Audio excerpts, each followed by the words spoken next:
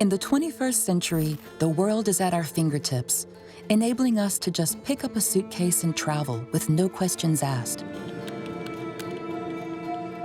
Just a couple of clicks online, and we're transported across the world to one of the must-see places promoted by the tourism industry. But with a few clicks of the thumb on social media, we can be discouraged from visiting some of the legendary destinations. So what if we chose a different voyage, and instead of going center stage, we went behind the scenes? On August 4th last year, the explosion in the port of Beirut, only 5 hours flight from Paris, brought Lebanon into public awareness. In the midst of the chaos, we stepped through the looking glass and were warmly welcomed by a group of young, committed eco-citizens.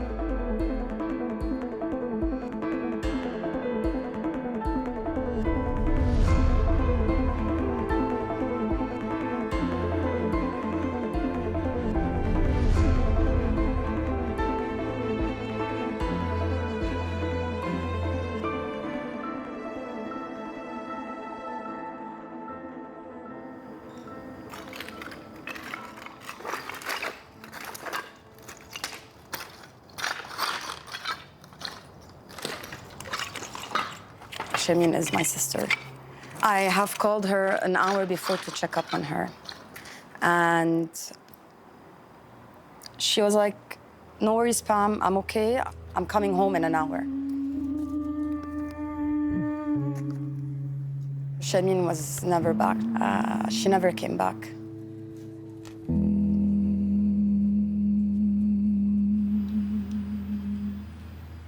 At 6:07, the first explosion came out, followed by the second one. I just don't know what happened. I just really don't know what happened. I just took my keys. I left my house. We barely had access to our phones. And what I saw was truly disastrous. Shattered glasses, 2 people died in front of me. I couldn't understand what happened. I couldn't understand what happened. I just needed to look for my sister.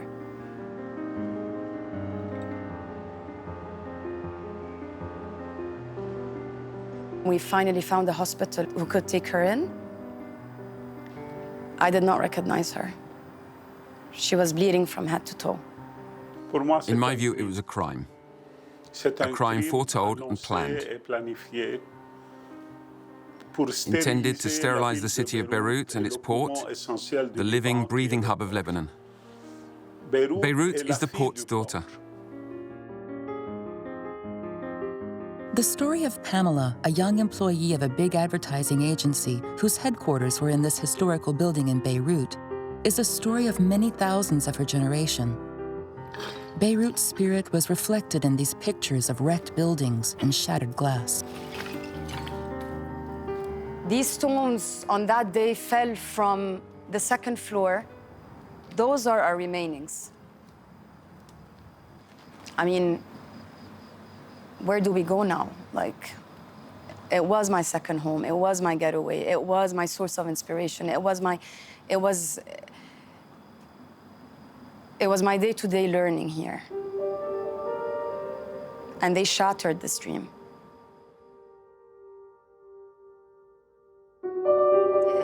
It was our future. We were trying to build a future in a very hard country, very, very hard country. And we were trying to fight the system, and we were trying to fight a lot of things in this country. But this, no.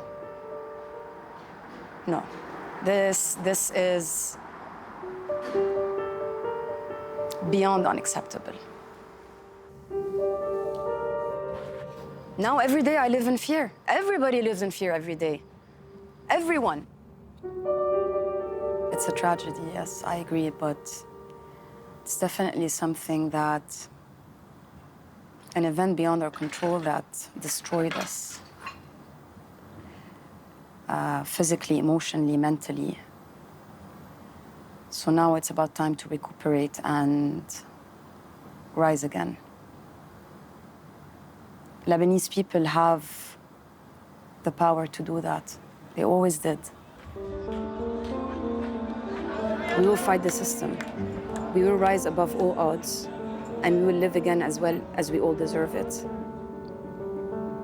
And last but not least, my question goes to the so-called government.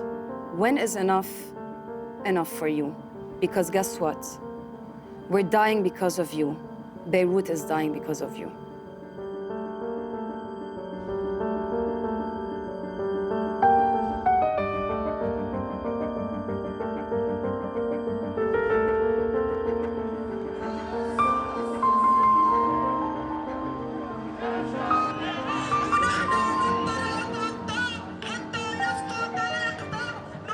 Since the autumn of 2019, a new civil movement in Lebanon has turned to social media. Eco-citizens of all generations have been using a peaceful weapon to come together, with the aim of putting an end to a dying system deadly for both the environment and for the population. The death knell was sounded on August 4, 2020, when the port explosion took place. The awareness about the environment, which wasn't there before, is fantastic.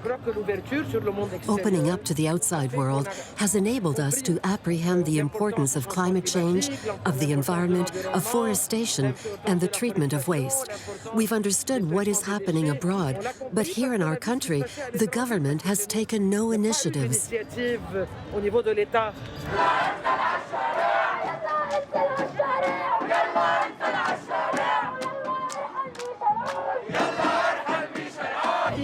The seeds of this revolution were sown 10 years ago. Month by month, year after year, we put the pressure on so that the issue of nature and ecology became one of the principal themes of electoral campaigns.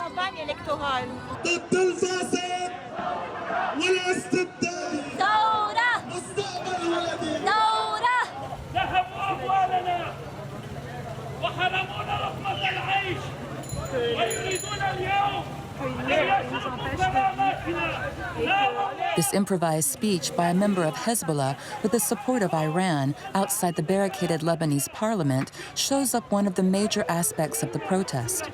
The faith-based political system, along with cronyism dating back to the French Mandate, is based on power sharing between the three principal religious communities: Shiites, Sunnis, and Christians. The former Switzerland of the Middle East is unable to pay its bills. The banking regime with its overvalued interest rates has failed. The banks are now blocking the assets of private individuals. The devalued Lebanese pound has become a poor relation, whereas the diaspora makes others dollar-rich. Lebanon is one of the world's most inegalitarian countries. I'm sorry to say that the collapse has been like no other. That the August 4th explosion, in a way, put an end to a movement calling for change, which had been literally confiscated by the incompetence, to put it mildly, of the government, by the economic crisis, by COVID, and by a regional context, which, in the end, is totally hostile to the survival of this country as we once imagined it.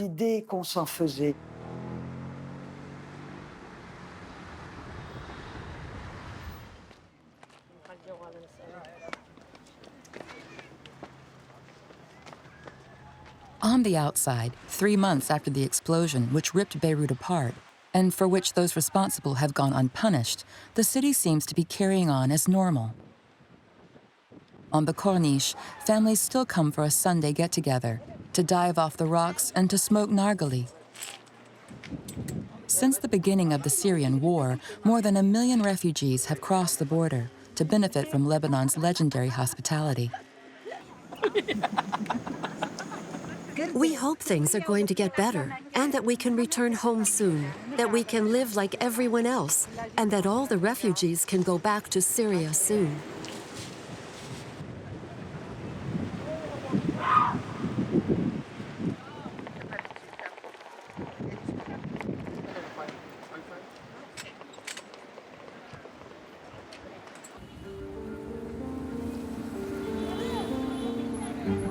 Our journey behind the scenes in Lebanon will enable us to come across this younger and more enlightened generation. Its numbers are growing.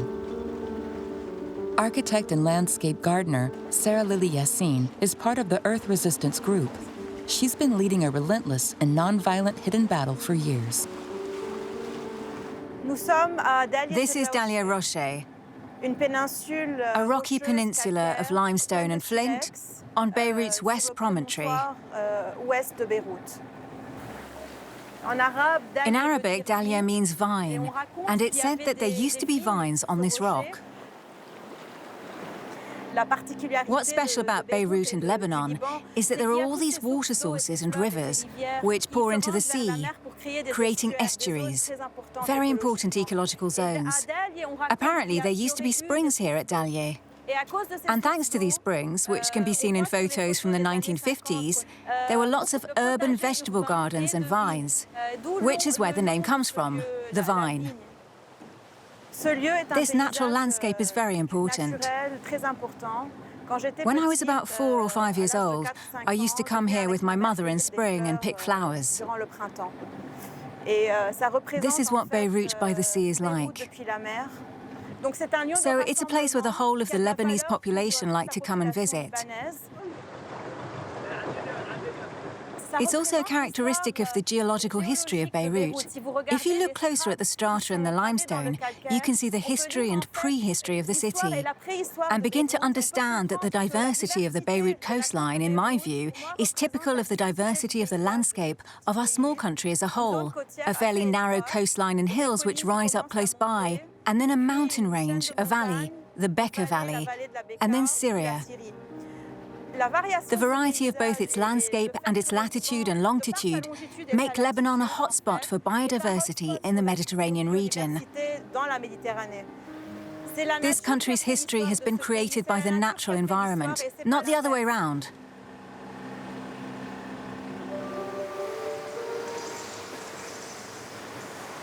With Sarah as guide, we go deeper behind the scenes of this country shaped by its natural environment, into the dark caves inhabited by bats, to find an open-air rubbish heap rather than a museum. It's the epitome of corruption, of a government that has total disregard for nature, for the coastline, for its citizens, which has no system of managing its natural resources, its countryside and its heritage. It doesn't have the vision to educate people and children to look after nature. It's a symptom of the corruption and violence that the state perpetrates on its citizens.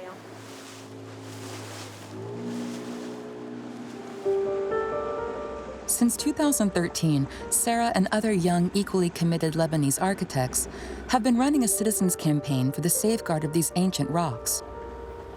Real estate developers linked to the government wanted to snap them up in order to build a new seaside resort. It needed ingenuity and bravery, worthy of a spy novel, for these young activists and their strong social media network to halt the project.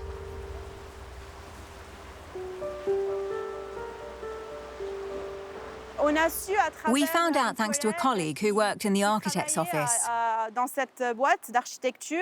One day she came across a topographic map of Dalia, and she found out that the project was taking shape. So she took some photos, a bit like a secret agent, and that's how we knew about the development taking place. So we were a few steps ahead. We managed to surprise the developers, the residents and the landlords, and even the architects, really just by chance. You could say that there was something magical in what we did.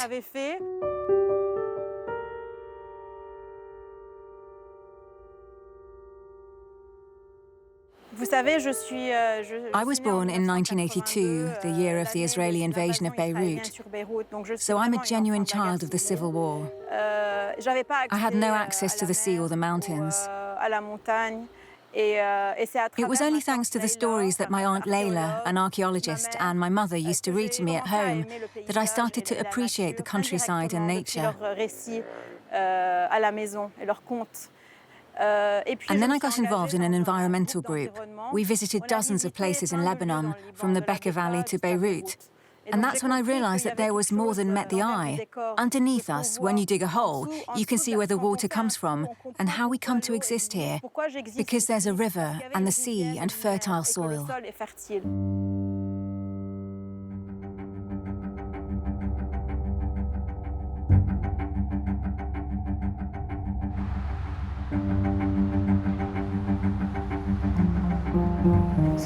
It was like an earthquake. Roland Nassour is not comfortable returning to the scene of the explosion, even if it brought about the first big victory of the Lebanese Revolution. An ecological victory which put an end to the dam project financed by the World Bank in one of the richest regions of biodiversity. I'm an architect and town planner, but I'm also an environmental and political activist. This young man of 28 will bear the scars of his struggle all his life. I was attacked and had my ear cut off. You could say that the struggle for a new Lebanon has a price. Roland Nassour willingly takes us on a tour behind the scenes of the Lebanese capital. The Karantina district, close to the port where the poorest populations, including refugees, live, was decimated by the explosion. Here, people are waiting outside their destroyed houses, rosaries in hand, for help from NGOs. The government, however, is hopelessly absent. Of course, I'm an architect, but I can see that the real damage is more on the social and economic level. It's not just the material and physical impact on this district, but the impact on the lives of families behind these walls, with all the social problems which are entailed.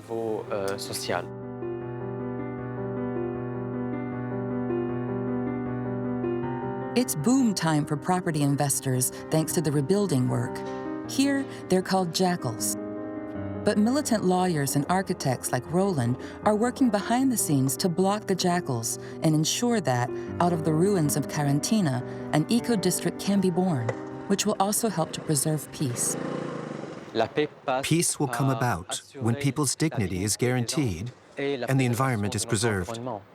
The two are inextricably linked. It's the same fight, the same combat.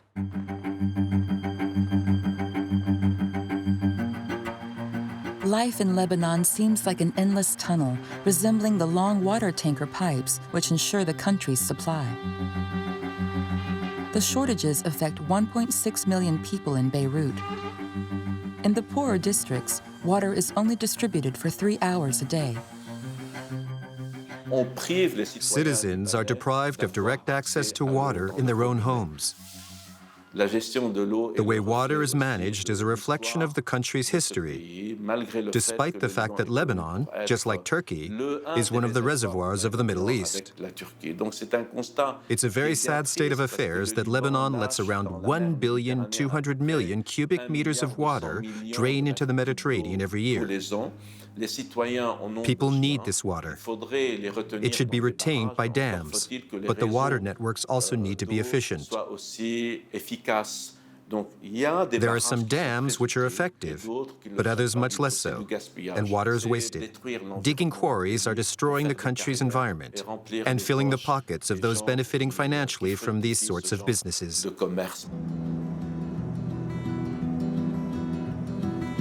Stepping through the Lebanese looking glass takes us to the heart of the paradox. A population lacking in water, and yet the subsurface is bursting with it. When talking about political absurdity, the Bisri Valley is a case in point. But it's also the birthplace of Amani. This young Druze woman is another heroine of the Lebanese Revolution.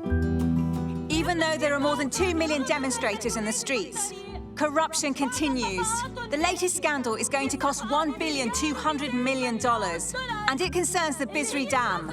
It's still in the news. The company is not backing down. Work continues. We say to them, down with the Bisri Dam. Down with the Bisri Dam. We are the barrage to the dam. We are the barrage to the dam.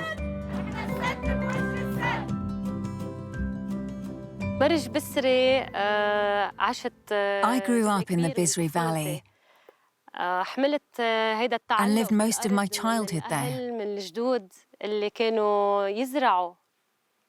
I'm attached to this land, the land of my grandparents. They were farmers. In our family, when the economic situation got worse, my father was forced to close his business. The Bisri Valley was generous to us. We benefited from it. It opened its heart and its arms to us, and to countless other families. We came here and found what we needed to eat. The valley gave us strength. It supported me during my studies, even after the situation got worse.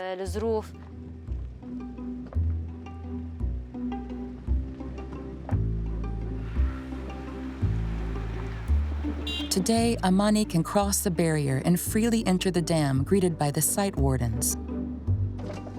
As an activist, an opponent of the state, accused of betraying her country, Amani is now seen as an important whistleblower, backed by the social networks way beyond the borders of Lebanon. This is where they decided to build the dam wall. In spite of the potential risks of earthquake, which might be caused by building a dam on a seismic fault.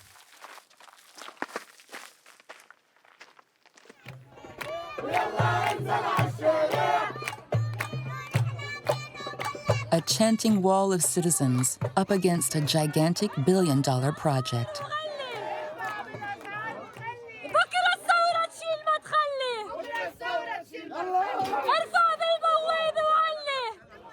The population of the Bisri Valley are calling for the site to be classed as a natural reserve rather than have it covered in water and concrete.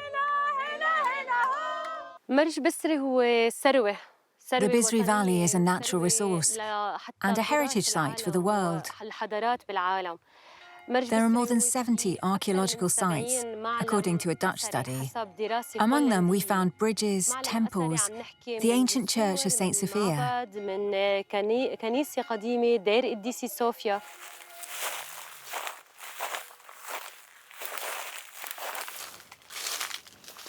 Have you seen all these avocados?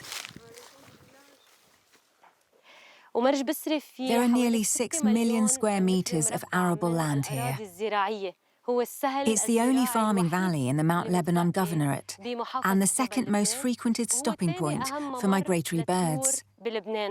We're talking about a rich biodiversity, which is of great interest for heritage and tourism.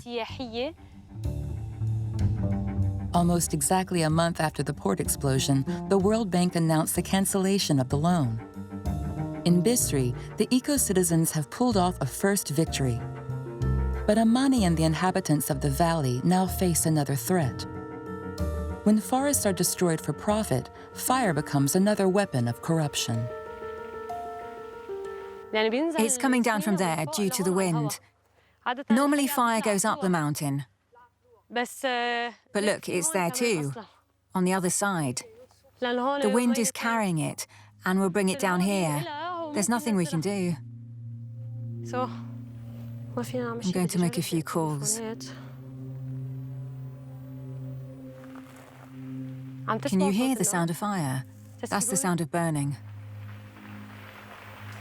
I'm going to have to ring general inquiries to find out.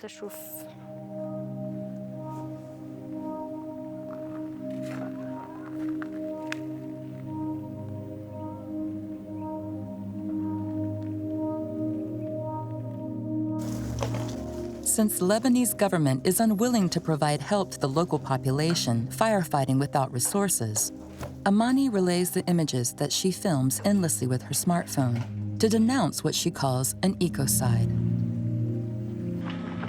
Local people and militants are doing what they can to help the civil defense put out the fire. Soldiers from the Lebanese army have arrived, but there are still no helicopters to come and put out the fires. We're calling for the army to come and pleading with them to send helicopters to the Bisri Valley. The situation is serious and the fire is out of control. The civil defense is trying to contain the fire, but the situation is still very dangerous. The fire is spreading and moving. It's crossed the river. We can't ignore the fact that there's a mafia dealing in wood or coal, which is benefiting from these crimes. They burn the land, then collect the wood in order to sell it. Someone must take responsibility on behalf of the citizens against this wood mafia.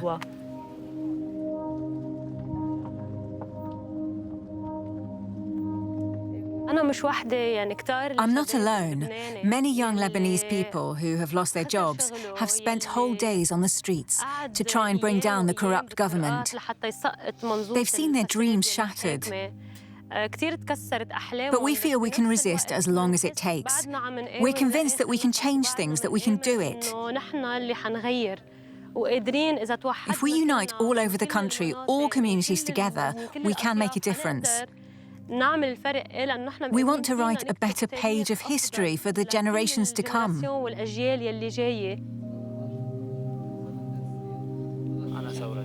Amani, like other young people, has transformed the Bisri Valley into a ZED, a zone to defend, in case the suspension of the construction work is only temporary.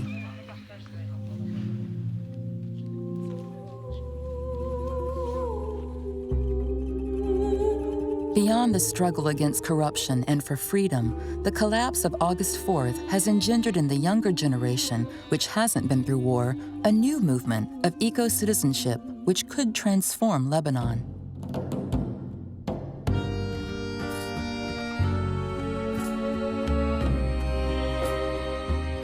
It was both awful and sublime. We all went to hell and back. Religion didn't come into it. You don't care about that in the moment. When someone is dying in front of you, all you do is just do everything you can to save the person. It's simple humanity in its purest form. For once, we had a common experience. It had never happened before. We're not taught history at school.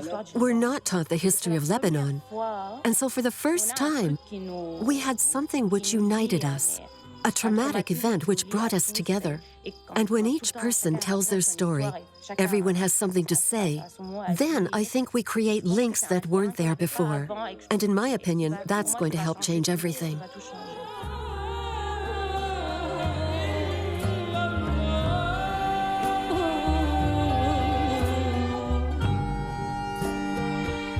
For a short time, for a few days, a few weeks, we forgot about the blood that was spilt on this land. Obviously, there's still lots of work to be done on the culture of needing to belong to a group. And that's always been our downfall. This need to belong, this culture of belonging to a group, to a political party, to a religion, more than to a country. Education is the key. Grassroots movements are the key. Working with people, there'll be an awareness, a consciousness, and a real understanding of the actual problems. My own revolution started a long time ago, about 5 or 6 years ago, when I decided to no longer fit in with the situation. I decided to try to use cinema as a tool and transform my anger into something positive. That's how I decided to write Capharnaum and come up with the idea of the boy who tries to take his parents to court for having brought him into the world. It's really a court case against the whole world who put him in this situation.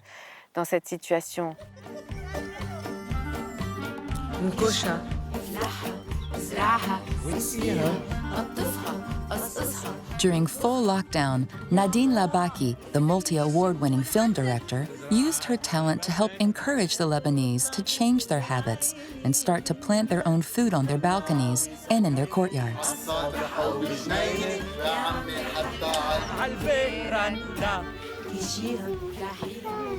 She shared this initiative with families in the Lebanese mountains, to where the coronavirus pandemic had forced her to flee with her husband, composer Khaled Mouzanar, and their children. There are some small ants.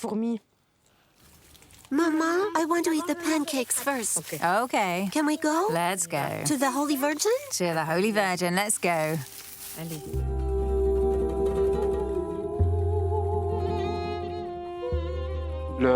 Humans need to believe in something bigger than them. For a while, humans believed that nature was smaller than they were, so they stopped believing in nature. Now we're coming back to the idea and understanding once again that nature is bigger and stronger than us. So we're more inclined to revere nature once more.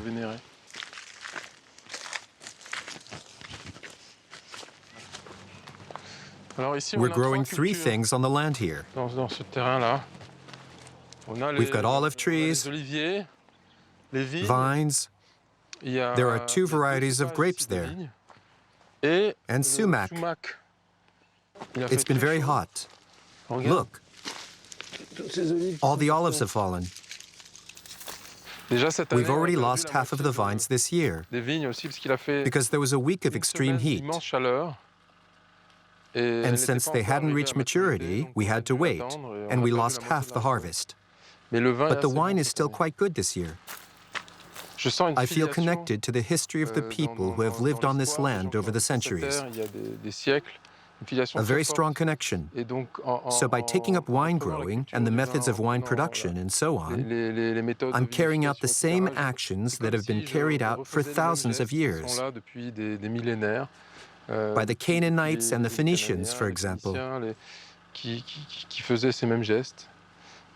So I really feel closely connected to history by growing both wine and olives. I don't put barriers between myself and nature. Just like these herbs that grow here, I also grew up here. And I feel good. My DNA feels good on this land. I accept my condition of being a living, breathing animal that was born here and will die here. But I'd like to fertilize this soil and not go elsewhere to fertilize. In a region of deserts, Lebanon is a green oasis. Mother Nature does not withhold her favors here. She can be very kind as long as humans live in harmony with her, do not mistreat her, or disregard her. The country should no longer be considered the Switzerland of the Middle East. The land stretches out from summer to winter, and the mountains are a refuge for its children. In places where nature was less favorable, as in the mountains, farmers were forced to be more creative.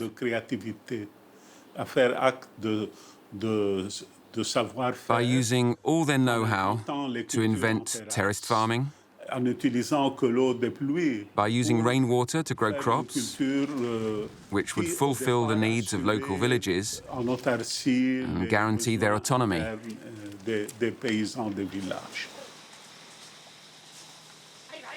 In the heart of the Bekaa Valley, this grocery, next to a monastery, is a clear illustration of the peaceful coexistence between communities. This is what's happening in reality, far away from the religious and political rivalries in Beirut. We don't care about religions. Here is the church, and we are Muslims of Lebanon, and we care of each other, and we don't care for the politics and religion things. We are a family, and a happy family also. The mountains, especially the mountains country, we make all of the foods of ours is healthy. We take everything from the nature and we make our food here. Yes, it's new for me because before I lived in Beirut. It's a city and we don't have any idea like this. But when I married and I live here, I learned. All the things of city is have colors, additives, and we have some high percentage of cancer in Lebanon, and it's from the polluted food. And especially with Corona, too much people they search for the healthy food, and they come to others. And also when they see us do like this, they like this product.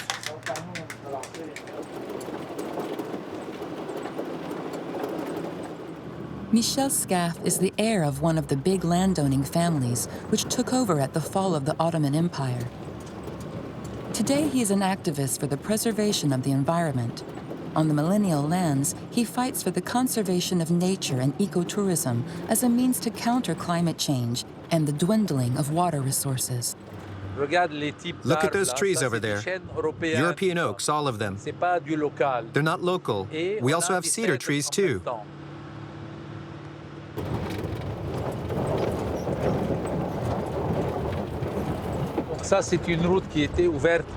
This track only used to be accessible for the water source that I'm going to show you. But it was widened in 1982 during the Israeli occupation. And now we use the road for ecotourism. There are some great morning walks to be done. Look how beautiful the mountain is.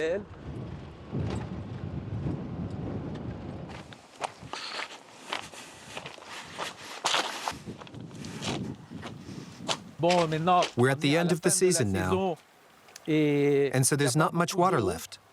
Look at all the bullet holes in the door.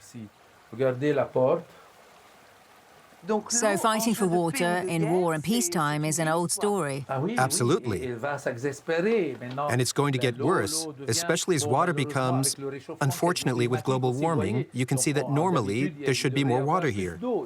We're on the border with the desert. If we give up, the desert will take over, and that's a real worry. We want to conduct what we call grassroots diplomacy. This means implementing conservation and showing that conservation has a positive economic and social benefit. It's not just diplomats signing documents who will save water. That sort of diplomacy has never worked. That's all in the past. Louis XIV is long gone. The more we tamper with the environment and look after it badly, the bigger the influx of refugees into Europe.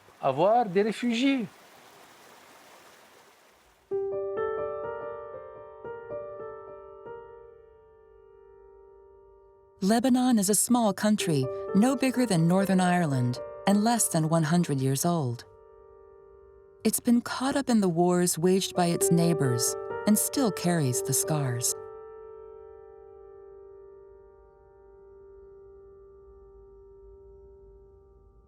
In my humble opinion, there'll be no sustainable development in military conflict zones.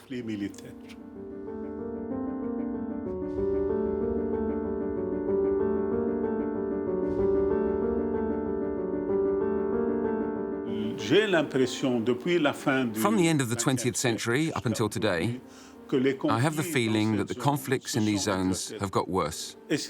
They're identity-based, social, cultural, or religious conflicts, or sectarian conflicts within religions.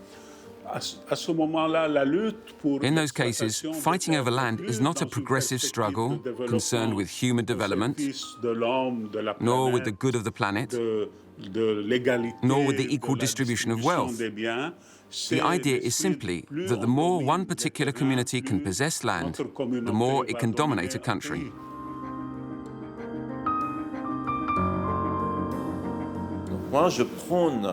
What I'm calling for is for Lebanon, Syria, Israel, Palestine, and Jordan to work together on a water management policy in order to carry out a balanced and peaceful governance of the water situation, to get away from the militarization of the fight over water and from the unilateral management by each country, which is what happens now.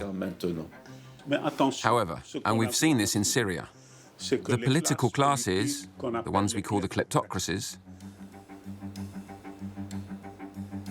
are capable of destroying a country just so that they can stay in power.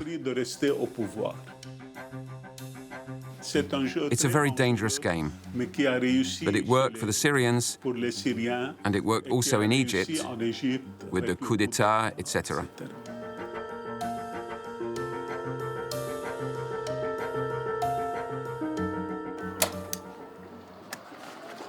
A makeshift roof held together by staples. This scene was filmed by chance during a visit to one of the Syrian refugee camps in the Bekaa Valley.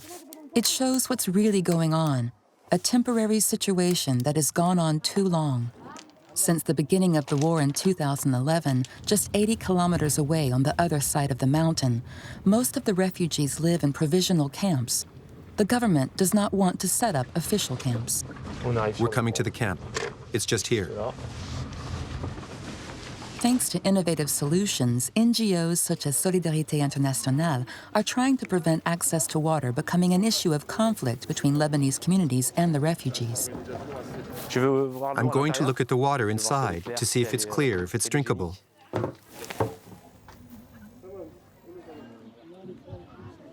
But behind the scenes, the reality is here in the bed of the Litani River. It crosses the Bekaa Valley for 140 kilometers before flowing into the Mediterranean.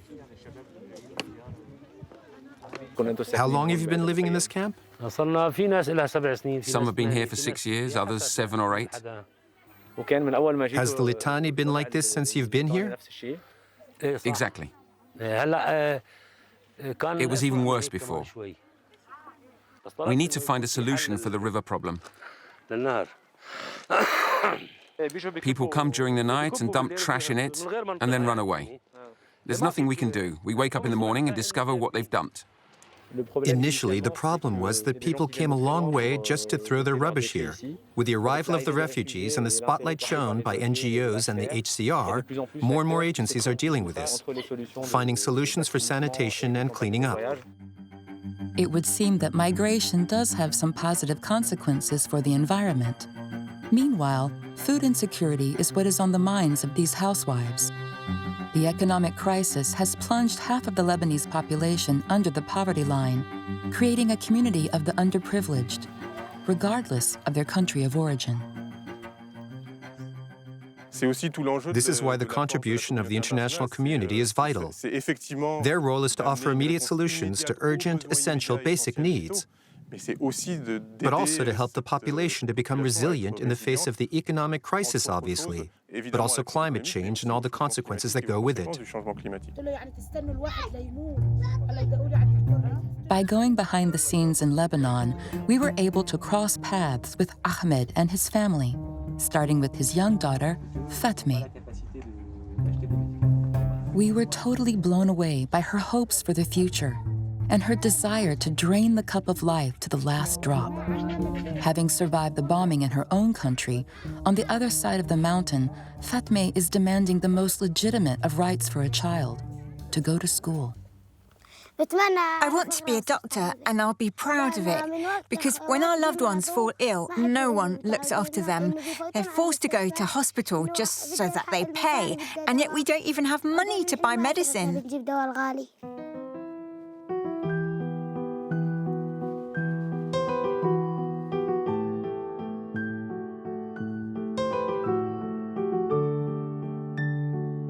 Is it possible that a new generation, beyond the frontiers of war and religious sectarianism, can lead a dance of hope for Lebanon? In this pilot farm, the dance has already begun. It's called Buzuruna Juzuruna. Our seeds are our roots in Arabic.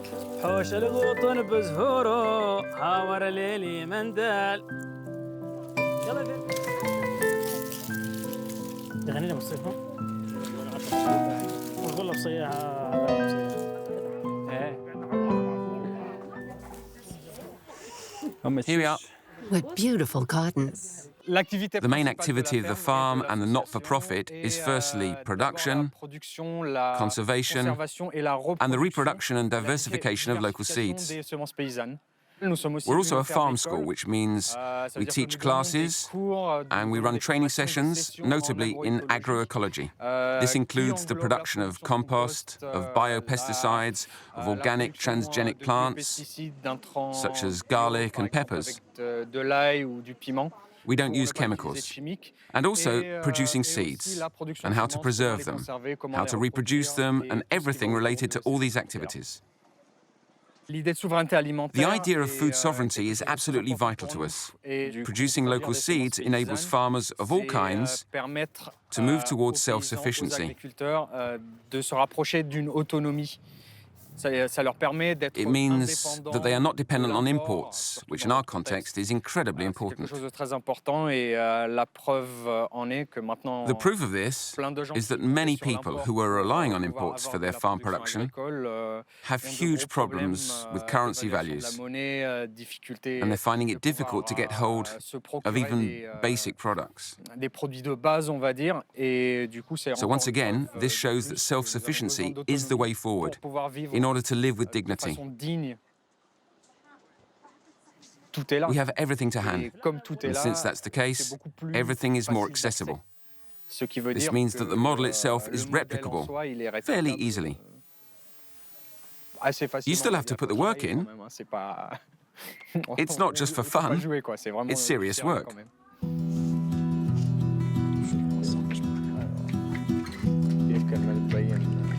Here we are.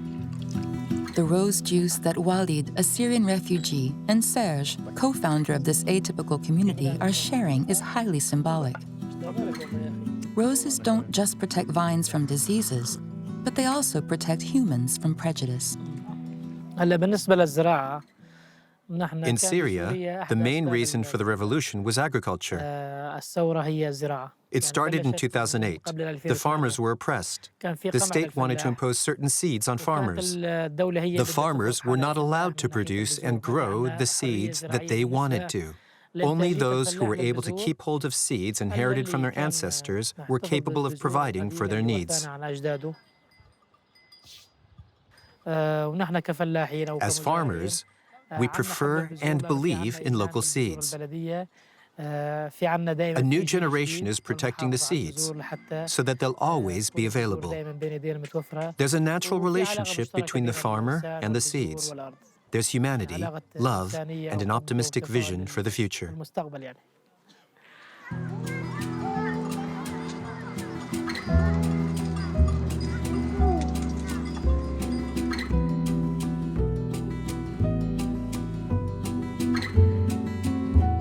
In the midst of civil war in 1978, the domain of Kefraya decided to make its own wine, thus also choosing to drain the cup of life to the last drop and trust in the future of local Lebanese agriculture. Today, Kefraya has 300 hectares of organic vineyards. The domain manager, French wine expert Fabrice Guiberteau, staked everything on ancient Lebanese grape varieties resistant to climate change. A vine is something that is cultivated, but above all, it's a symbol of the tree of life. Here we have a plot where we're growing a local grape called Aswad Karesh. It's a homegrown red Lebanese grape. This year in particular, I noticed that the Aswad Karesh, as well as the Mouillevois, both resisted well to the extreme heat that we've been having. I was unable to harvest some plots, notably the Syrah or Cabernet Sauvignon, because the grapes were completely burnt. When I arrived at these plots here, the grapes were still intact. Look, this is a bunch that was forgotten after the heat wave. Most of the grapes were more or less burnt, but here we can see that there are still some beautiful grapes.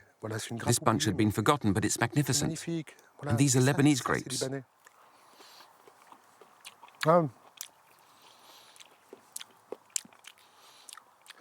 They're tasty and they're atypical, with ripe seeds. The seeds are perfectly ripe. We work with the vines, we work on making wine, and we take what nature gives us. So we just have to accept the good years and accept the less good years sometimes. It's true that our vineyards in Kefraya are not irrigated.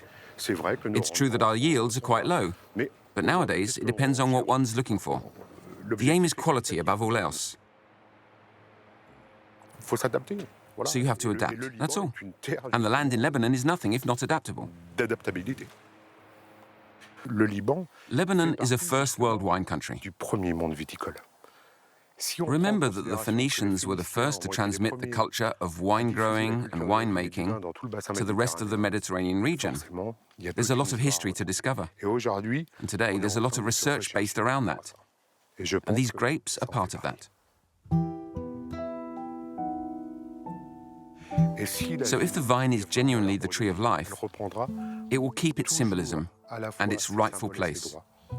Remember that a vine is rooted very deeply in the soil. And that's why this Lebanese culture is here to stay, to take root and go even further, drawing its very essence from the heart of this rich land.